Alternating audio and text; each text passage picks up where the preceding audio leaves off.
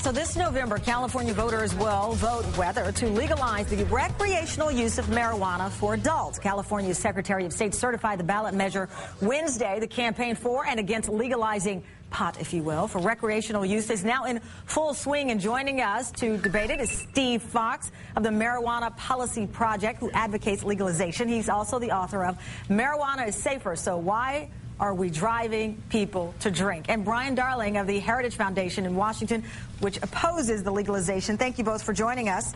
Thank you. Thank you. Steve, I'll start off with you. The survey says, I sound like that game show, the survey says, but nevertheless, polling shows about 56% of Californians in this field poll support legalization of marijuana. Why do you believe so many people, at least in that state, are on your side?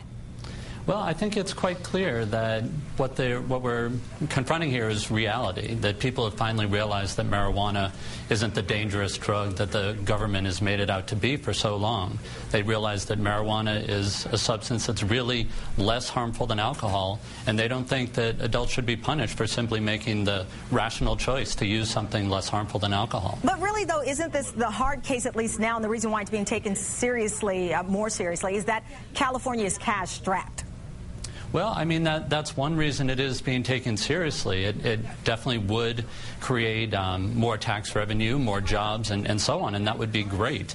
But the bottom line is here that people shouldn't be afraid of this as well, that it will have benefits, and all we're doing is making a substance legal that is less harmful than alcohol. Brian, I'll let you get in on that. You buy any of that argument? Well, America already has a drug problem. Look at all the problems in Hollywood, out in California, with prescription painkillers and all these Hollywood stars that are dependent on it. What does that have to do with marijuana? It has a lot to do with it.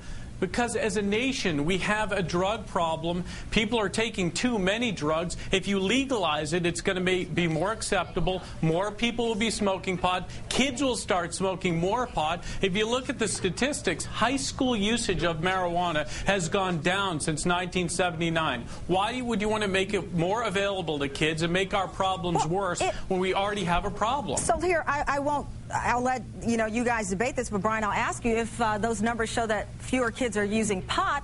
You point to Hollywood. I cover a lot of these stories, these tragic stories. I've not ever covered a story where someone died of a pot overdose.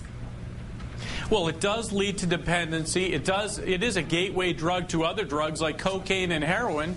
And also, you look at, we're in a society where people are trying to ban trans fats. They don't like secondhand smoke. But all of a sudden, they want to allow the people of California to smoke something that ruins their lungs, may cause mental problems. It's not a healthy thing for people to do. Smoking pot is not good for you.